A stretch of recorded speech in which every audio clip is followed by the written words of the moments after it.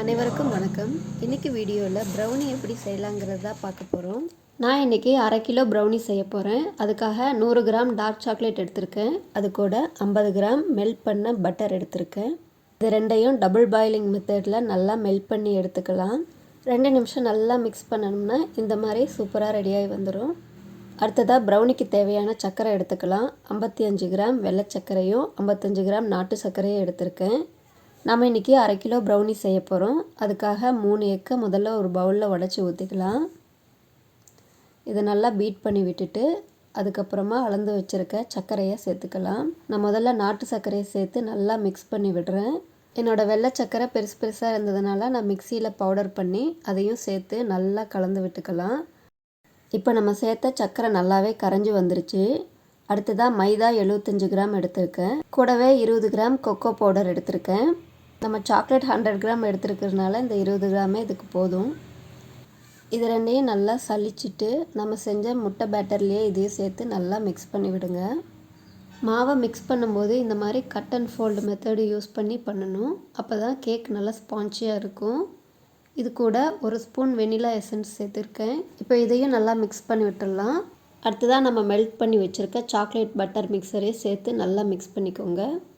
Brownie batter ready ஆகிறதுக்குள்ளே குக்கரை medium ஃப்ளேமில் வச்சு ஒரு 10 நிமிஷம் ஃப்ரீ ஹீட் பண்ணிக்கலாம். நான் குக்கரில் வெறும் ஸ்டாண்டு மட்டும்தான் வச்சு மூடியிருக்கேன். கடைசியாக சாக்கோ சிப்ஸ் 50 கிராம் எடுத்திருக்கேன். அதில் ஒரு 30 கிராம் மட்டும் முதல்ல மாவோடு போட்டு நல்லா மிக்ஸ் பண்ணி எடுத்துக்கோங்க. நம்மளோட ப்ரௌனி பேட்டர் ரெடி ஆகிடுச்சு.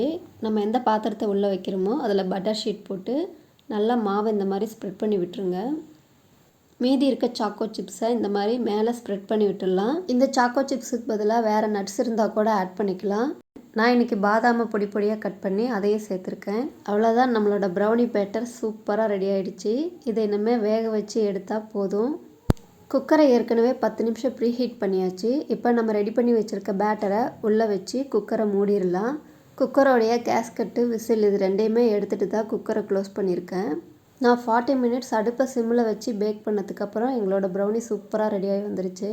இதை குக்கர்லேருந்து வெளியில் எடுத்ததுக்கப்புறமா நல்லா ஆற விட்டுடலாம். நான் ப்ரௌனி இதுக்கு முன்னாடி சாப்பிட்ருக்கேன், ஆனால் செஞ்சது கிடையாது. இதுதான் ஃபஸ்ட் டைமு. நாங்களும் இதை ஃபர்ஸ்ட் டைம் தான் ட்ரை பண்ணுறோம். எங்களோட ப்ரௌனி ரொம்ப சூப்பராக பட்டர் ஷீட்டில் ஒட்டாமல் வந்திருக்கு. டேஸ்ட்டும் அவ்வளோ நல்லா இருந்தது.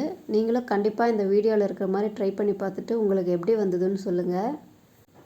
நம்மளோட ப்ரௌனியை 1 மணி நேரம் நல்லா ஆற விட்டாச்சு. இப்போ கட் பண்ணி பீஸ் போட்டுடலாம்.